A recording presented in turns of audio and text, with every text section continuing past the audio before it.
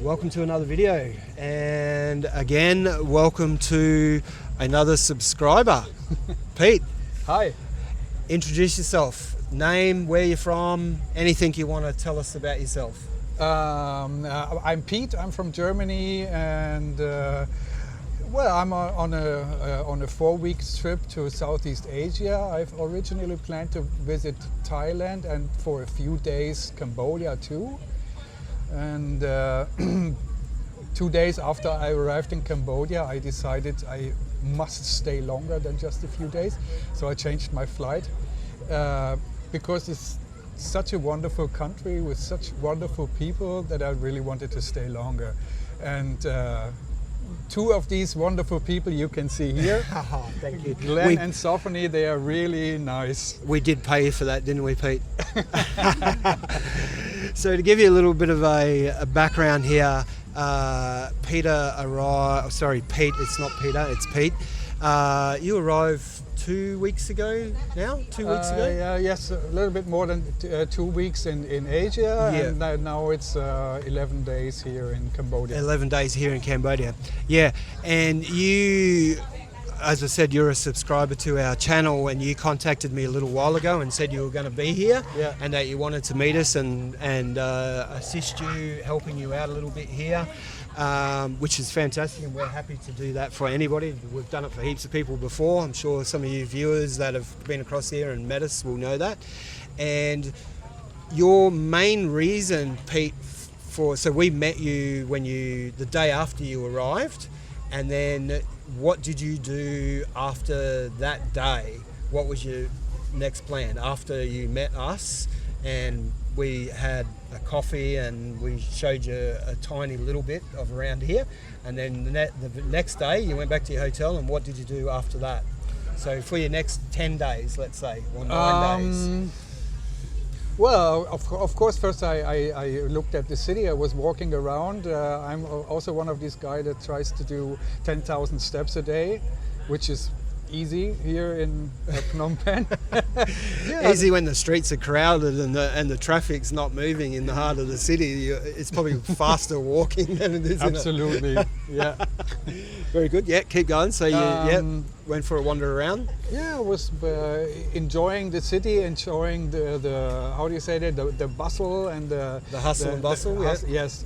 Yeah. And most of all, the contact with the Cambodians is just amazing. I've been traveling a lot, and especially in Asia, which is known for its friendly people, but yes. Cambodia is just overwhelming. Next level, isn't it?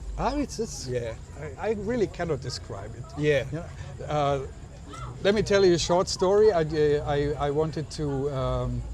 I walked to the city, and as usual, many people came and say, you will need a taxi, you need a tuk-tuk, you need whatever. Yeah. And I was on the way to my bus. And most of these people that offered a tuk-tuk or a taxi, after I told them I'm going to take the bus, they even tried to explain me the way to the bus stop. Yeah, so they helped you. You would never experience this anywhere in the West. Yeah. So I think that's a good sign of the how the Cambodian people think, how they want to be, and how they are. You know? Yeah. So even though you weren't spending money with them by taking their tuk-tuk or whatever, they still helped you out. Absolutely. Yeah. Very typical. Cool. Very typical. Yeah. If you're ever here and you do get approached, especially around in the city area where the tuk-tuks and that can be, I'm not going to say aggressive, but they can be very persistent on offering you a ride. Like they will ask you multiple times. Yes. The easiest word you can learn in Cambodia, besides akun for thank you, is ate. You tell me that on my last day in Cambodia. To say ate. That's for any of you that are coming over here. To say ate, and they soon understand. Yep. It's polite. It's just saying no. Okay. But it's polite, and they'll respect you for telling them that straight away. Even whilst we're sitting here, you've probably seen a couple of people come up to us, and you've probably heard me say straight away to them, "Ate," they're trying to sell us stuff, and they just walk away. Yeah. Okay. Yeah, so they'll respect you for saying that. So there's a tip for you, everybody. And I know the first day we met for a coffee, and we were having a bit of a chat. And at that stage, you were talking about going to Kampot, and you were going to stay for one night, I think originally. Was it 1 night, 2 days, 1 night? I haven't planned to go to Kampot at all. I planned a few days here in Phnom Penh, and that's it. Oh, yeah. But then okay. I heard about Kampot, and I found out that it's very easy to change the flight, and Yes. it didn't cost very much. So Yeah. Yeah. then I decided I have to go to Kampot. You have too. to go to Kampot. Yeah, so when you were telling me that you changed your flight and that you were going to go down to Kampot, I think you mentioned to me that you were probably just going to book for 1 night down in Kampot in a hotel. And I said to you, you should stay longer. That's right, and I did. And you did, yeah, exactly. So how did you find Kampot? Because you just got back yesterday from Kampot. Right. Yeah. It's compared to Phnom Penh, it's much cooler, easier, quieter, Yes. which I really needed after a few days here in Phnom Penh, and which I really enjoyed. So Kampot is it's a place where you can relax after an exhausting big city like Phnom Penh. Phnom Penh, yeah, it's very, very busy. And so Kampot, what sort of things did you do in Kampot, and did you find the people just as friendly in Kampot as what you've... Absolutely. Yeah, Yes. yeah. Sometimes it was even too much for me. I was I don't know the English word for that, but it's a little bit like when somebody approaches a king. Yes. He is not just friendly to the king, but he's like, I don't know what's the word. It's a little bit overwhelming. Overwhelming yeah. for you, like a little bit too much. It was a little. Yeah. Sometimes it was a little bit too much. Yeah. It was not a problem because it's. I know they mean it friendly. In a good way, But yeah. it's bewildering a little bit for me as a Westerner. I enjoyed it though. Yeah. And I did some trips there. I did a lot of walking around. Yes. This is kind of my main thing. Walking around, and when you are walking, you are slow.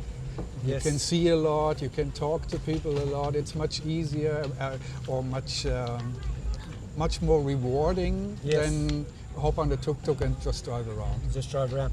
So walking around a lot in Phnom Penh and Kampot, and I know last night you ventured out from where you were staying, which we'll get back to in a little bit as well, about where you're staying right now for the last night and tonight. Safety. Feel like somebody's going to mug you, rape you, kill you? No, not a single second did I ever feel unsafe here in this country. Yeah. It's a common misconception that people talk about Cambodia, that you're going to get scammed, you're going to get taken off to a scam centre, you're probably going to get an arm cut off, a leg cut off, you're probably going to get mugged, all of these things that you see is plastered all over the internet, which everybody that's come here has said exactly the same as you. So it comes as no surprise that you've said that at all. And so one of your reasons for coming here, because you are now 62, yeah. One of your reasons for coming here to Cambodia, you wanted to look at Cambodia, Thailand, and Vietnam as well. Was that right? Vietnam? Not this time. Not this time. No. Okay. So Thailand and Cambodia, and your reason for that was because you were. I never liked the weather in Germany. It was always too cold and too wet. And what added to this is that in the last few years the political situation has changed in Germany. We are slowly but surely moving towards the right. So my conclusion was when I retire, which will be maybe next year, maybe in 2 or 3 years, or in 2030. I will go to some other place. Yes. I cannot stand this regrowing Nazi people in Germany. So I'm gonna find a place. So I picked a few countries that could be the right place for me, and the way I picked it was watching YouTube videos. Why not? That's what we all do, don't we? I mean, I do it myself. So my first trip with this mission is this one now, to Thailand and Cambodia, and I will also visit probably in winter Panama and Mexico, and maybe 1, 2, 3 other countries. Yes. What I've already decided is, if it's Asia, it's not going to be Thailand. But it could easily be Cambodia, because it's really, really nice. Yeah, yeah. I don't know how to say this. Asia is very different to Europe. Oh, 100%. And it's very different to Australia. Yeah, and it's absolutely impossible to understand this country when just coming a week or two. And I'm sure if I stay here half a year, I can still not understand what's going on here. Yeah. So I will have to do that. If I think I would choose Cambodia, I will have to live here at least a year before I can really make a final decision. But no problem, I can do that. I don't have to decide and then stay with this decision for the rest of my life. Which is a good option. I mean, exactly like you just said, you come here for 6 months or 1 year, test the waters, so to speak, find out whether it's for you, whether it's not for you. And you will be in that position, being that you were retired. If you don't like it, you just go somewhere else. Right. Easy. Very easy. Very easy. And there are a lot of countries I can visit, So I often get messages and emails from people of all different ages, but a lot from retirees asking about retiring and stuff here. And that's one of their biggest concerns, is what if I don't like it? And I usually reply back to exactly what you just said. Yeah, if you don't like it, just go. Just go back to what you know, or go somewhere else. Try somewhere else. Yeah. There's nothing holding you here. Cambodia hasn't put you in a set of handcuffs and said, no, you come here now. You've got to spend your money, retirement money here. Yeah. And so speaking of weather, you said about Germany weather being cold, damp, wet. How have you found the weather here? February. I always loved the heat, and we have the last few days we had something like maybe 32 up to 35, maybe 36 degrees. Yes. As I'm getting older now, it's getting a little bit difficult, so everything above 33 is getting a little bit difficult for me. Yeah. But up to 33, 32, I feel fine. Well, you just do like the locals do, like where we're sitting right here now. We're sitting on the river, on the Mekong River here. You can probably see the light show that's going on behind us. We've got a bit of an electrical storm going on that keeps flashing behind us here.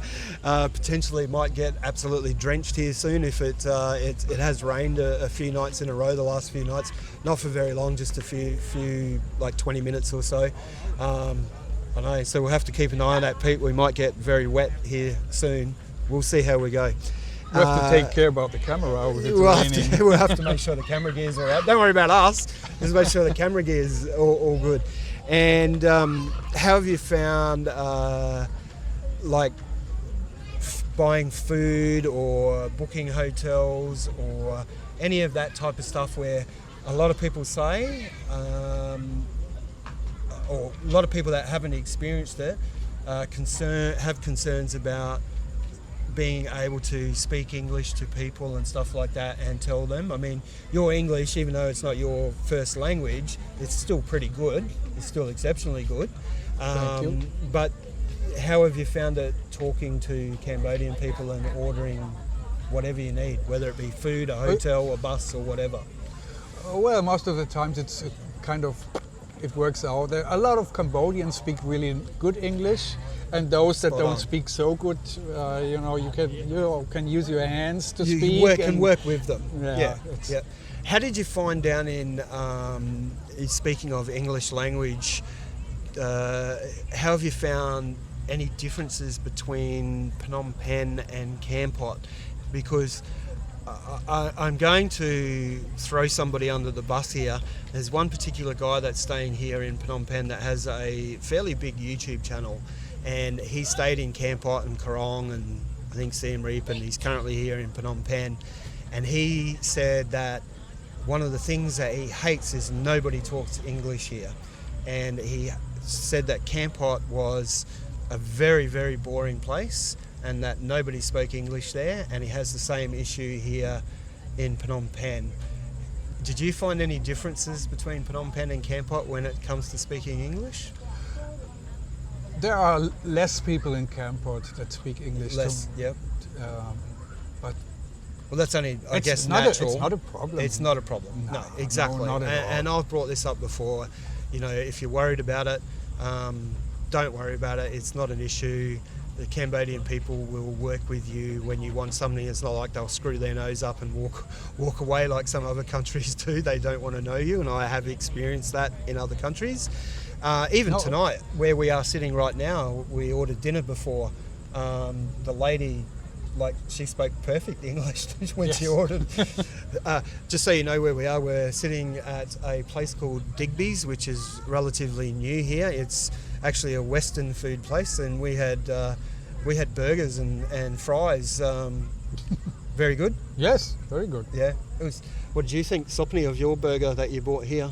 Yeah, very good. You enjoyed it as well. Sopni's not a big burger eater. She got the double one. Yeah, and she got the double one. Yes. How did you eat a big burger like that? I just see I want it like cows. Yeah. Cow toe. Yes, 2 cows. Yeah. Yeah. So you ordered the double. Yeah, I know. 2 beef patties. Yeah. I proposed Little- the triple one. Little girl, and she's eaten just as much as Pete and I together. I don't know how she stays so small, but anyway. And so you stayed in a hotel in the city when you first arrived, the first few nights. What was the name of the hotel you stayed in?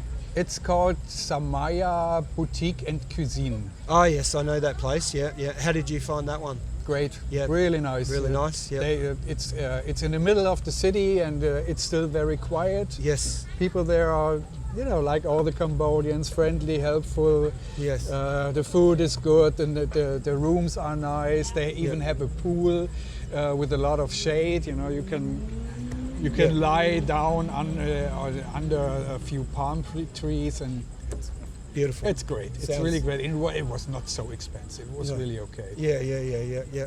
No, that's good. And so when you left Kampot and you said about coming back to here, and we'd shown you, because you were asking about apartments and stuff like that here, and we took you and showed you Ricky's apartment. Mm-hmm. So Ricky, if you're watching, hello. Pete says hello and says thank you. He drank all your beers and Thank you, Ricky. smoked all your cigarettes, and he had all your Asian girlfriends around last night. He's a happy man now. I'll have a date with 2 lady boys tonight. Ricky, you didn't tell us about that. I hope Christy doesn't hear that one, so you've got to hide this video from her. No, just joking. And anyway, we showed you that, and you said when you come back from Kampot you wanted to stay there because you're flying to Thailand tomorrow morning. Yes, tomorrow. Yeah, tomorrow morning. And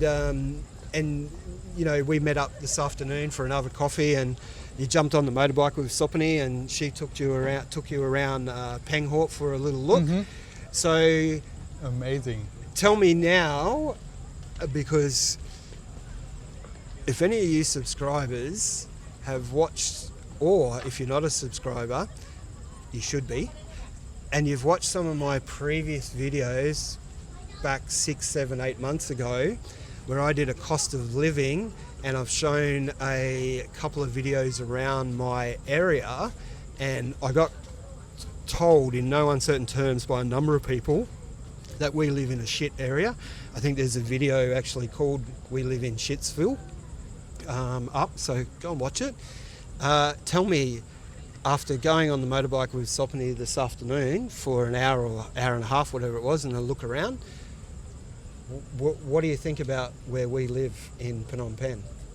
Tell me, what was your honest, unfiltered opinion? Well, it's a very nice area, Yep. and it seems to be a surprisingly wealthy area, and the places where that Sophony showed me today, for example, there's a huge go-kart track. Yeah, go-kart track, yeah, PH go-kart, yeah. I never in my life have I seen a go-kart track of this size. Yeah. It's really big and well maintained. It's Yeah. very nice. It's beautiful, isn't it? And all the buildings Yeah, around. I'll and just this stop, Euro I'll Park. just, sorry, Pete, I'll just interrupt for a sec. If you haven't watched the video on the go-kart, go and watch it. It's where Sophony cracks the shits because she crushed her go-kart. And I think her exact words were, "I don't want to go anymore." Is that right, Sophony? Yeah. Okay, so you had a look at sorry, we're taking the piss out of Sophony here a little bit. You had a look around the go-kart track, and then what about the drive down to, because it's not far from our place, it's only a few minutes. What about the drive down? How did you find the houses and the streets and the... I was really surprised. Yeah. Like so many things that have surprised me here in Cambodia, but what I saw this afternoon, I really didn't expect that. No. I And know. what was it that you didn't expect? I didn't expect it to be these really big streets and the big modern houses where you can see that people have spent a lot of money for building these houses or for buying these houses, and all the surroundings. It looks really wealthy. Yeah. And it didn't expect this from Cambodia. Yeah. Like we talked about this Yes, today. yeah. What most people that have never been here is more like Cambodians are poor and they live in little huts, and this is just not true. Yeah. You mentioned actually something else to me this afternoon whilst we were sitting there having a coffee about the area that we live in, and you were saying about a Maybach vehicle, which in Germany, you know, Mercedes-Benz being a German-made vehicle, and you said all your life in Germany you've only ever seen one Maybach, and you walked outside of our apartments, and what was parked there? There was a Maybach. It was a Maybach. And that was number 4. Yeah, I've seen that's 4 yeah. since I'm here in Cambodia. And then we were sitting down having a cup of coffee when you told me, and what drove past us numerous times? Maybachs. And this is one of the things that I meant when I said you cannot understand this country as a Westerner. Yeah. Because on one hand you have the regular city or the regular villages with regular buildings where people live, and then you have this condominium where you live and where Ricky lives, and then you have these houses we saw today, these villas, and for my Western point of view, all this doesn't fit together. I think it takes a lot of time to and to that's find the out. I guess that's the power of the internet. You read and watch enough that tells you that Cambodia is poor and has nothing, and then when you hear, you're shown something completely different. Yeah. Completely the opposite. So, and as I explained to you, just because those people live in those huts and stuff doesn't mean they don't have money. I saw this today. I made a trip to Silk Island. Yes. And you don't have all these fancy buildings and villas. You have just regular houses. Yeah. But I saw a house with a normal family and not big property around. Yes. Nothing special. But in the front of the house there was a Maybach. Yeah. So can you imagine in Germany or in Europe or in the West, somebody The that car can was- afford a Maybach or a Rolls Royce or something like that, living in just a very normal small building, small house? It's not possible. In Cambodia, it seems to be Very common. yes. Yeah. Around our area, there's heaps of Maybachs, McLarens, G-Wagons, Lamborghinis. Did you see any Lamborghinis when you were on the motorbike with Sopnik? No. No, like I don't know. People go everywhere, but when 5 or 6 p.m. CB keep before home a lot. Oh yeah, so you were there a bit too earlier. They were probably out. Yeah. So that's awesome that you got to experience that, and you're seeing a different side. And the condos that we live in, nice. Yes, Yeah. nice. The building is huge. It looks like a luxury total from outside and Yeah. also inside. There's a big reception, and there's I think marble and expensive furniture and a reception and all this. Yeah. And on the top floor 26 they have a gym which is much bigger than the gyms I saw before in other condos here and also in Thailand. This place got everything. Yeah, you brought that up actually. I was going to, when we leave here, I was going to take you up to level 26. So I didn't realise you'd been up there already. Yeah. So you've got magnificent views up there of the whole of Phnom Penh, isn't there? Yeah, wonderful. Yeah. And it's close to the city. Like, we're very close to the city. We're not far away, where a lot of people seem to think we're so far away from the city. Well, the tuk-tuk driver today, he said, "Why did you go so far away?" Because first time he picked me up in the Samaya hotel. Yep. And today he picked me up here, and he said, "Why so far away?" I said, "It's not far away." And after 5 minutes, we were in the city. So it's not far away. It's about 12 minutes, but yeah, I understand what you're saying. Like, it doesn't feel very long. No. Yeah. And what about this area where we are? So you went, when you were first here, the first couple of nights you were here, I told you about the riverside walk in the heart of the city. Did you go and have a look along the riverside walk at the markets and stuff where they close off the street? You mean this the walking street? Yeah, the walking street. Yeah. That's amazing. If any one of you comes here on the weekend, you have to go to the walking street. It's absolutely amazing. They closed a main road. Yes. How long is that? Maybe 3 kilometers or something, or 2.5. Roughly, it's fairly long when you're So walking it, and it keeps expanding. Right. It's a lot bigger than when it first opened. They close it on Friday closed. evening and until I think Sunday night probably. Pretty right? much, yeah. Yeah. This, Open it during the day. Millions and just close of it at people nights. walking around there, millions of opportunities to eat or drink. And what's for me was most interesting with this many different kinds of music from Cambodia, from Indonesia, from Malaysia, and also modern music. And the most incredible was a Cambodian band.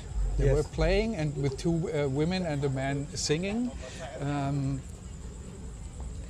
when they started playing, they were just playing, and the people were watching, and it didn't take longer than maximum 1.5 minutes, and you could see at least 100 people that just have passed by, Cambodians, of course, dancing All in started circles, dancing. just Yeah.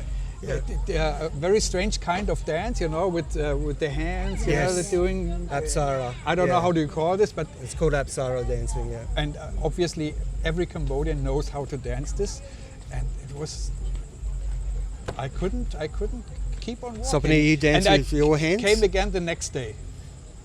Can you dance with your hands? You show people. Look how far they bend their fingers back. It's Yeah. crazy. We can't do that. No. It's just natural to them. They just bend them back. It's like, what? I can bend this one back, but that's because I've broken it so many times. And to me, of course, it's not about bending the fingers. The experience for me was that the locals, they just come together, locals of every age, even children, even old, very old men and women, and they were dancing together. That was not an appointment. That was people that were just passing by. Yeah. How many pickpocketers did you come past? Pickpockets. Yeah. Whilst you were walking there. Didn't see any. Exactly. A lot of people say it's, again, a misconception, that No, people steal your phones, your cameras, and I got all my stuff, and I didn't. I travel a lot, and I'm alert for this. I'm checking, and I didn't see anybody stealing from anyone. They're very honest and genuine people. Like, I know Ricky has spoke about this, and I've spoke about this, where he left his mobile phone down once before, and no problems with it. I've left mine in tuk-tuks and had no problems getting it back and that sort of stuff. It's pretty is pretty good. Even like if you pay accidentally, you pay too much, they run after you to give you your change. Yes. I've experienced that a few times where you might give them a little bit extra, and they don't accept tips here. Predominantly don't accept tips here, and often enough they will come and give you the money back or something like that. That's pretty normal as well. Yeah. So overall, your experience here in Cambodia has been exceptionally good. Absolutely, yes. Yeah, exceptionally good. Yes. Yeah. And looking forward to coming back again.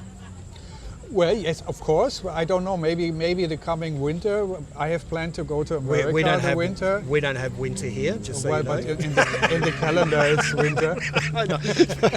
It's just hot all the time. But I have been thinking about canceling America and coming back here. Really? Yeah, I don't know. That's a long time. It's a long way away. Yeah. But I will definitely come back here one day. Well, that's great, Pete. I'm glad that you've come. I'm glad that we've met you. We've had a couple of coffees. We've had a meal together now. You've had a bit of a trip around with Sopani as well, having a bit of a look around. And what a beautiful place. Thanks for coming along, Pete. Appreciate Thanks for everything, Yeah. for the advice and for the help, and Yeah, our pleasure. it was very helpful Yeah. and very. I forgot the word. You know what I mean. Yep, I know what you mean. I know exactly what you mean. But any of you guys, I think coming up in the next 2 weeks or 3 weeks, we have some more subscribers arriving that arranged to catch up with us. It happens fairly regularly. Do appreciate it. Please reach out, ask us anything you like a lot of you do. And if you wanted to come to Cambodia, reach out to us as well. If you look in our post at the moment, I don't know if you've seen it, but I put a post up today whilst we're filming this, asking, Sopani and I are thinking about running a tour here for any of our subscribers or viewers that want to come maybe in August.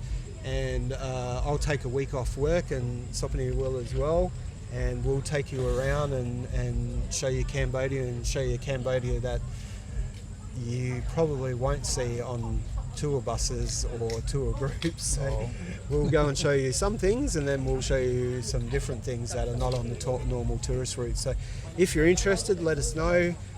Numbers are going to be limited on it. It's not completely organised yet. I need to make sure we get enough people, so if you are interested, reach out to us and let us know. I don't even know what the pricing or anything is going to be yet. It's just really early stages of working out whether or not it's going to be viable and if you want to come along. So maybe you can come back in August on a trip.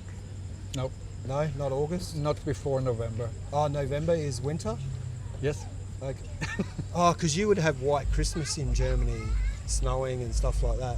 I'm trying to escape from the snow. Trying to escape from the snow.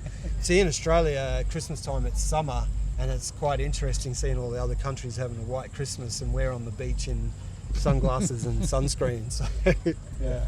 Anyway, thanks again, Pete. Sopani, any final words? Anything you would like to ask Pete? Pete, you like food Cambodia? Yeah or no? You like food Cambodia? I like Cambodia. Food. Food. Oh yes, I like food. I like the. Well, the only thing that I don't like so much is amok. But You don't like all fish and the wok? other Okay. stuff I have eaten is great. Yep. Interesting. Yeah, most people say they love Yeah, amok. I know. Or fish and wok. I like it, but I'm not a big fan of it with fish, because coming from Australia, we have the most amazing seafood, and Australians traditionally don't eat freshwater fish.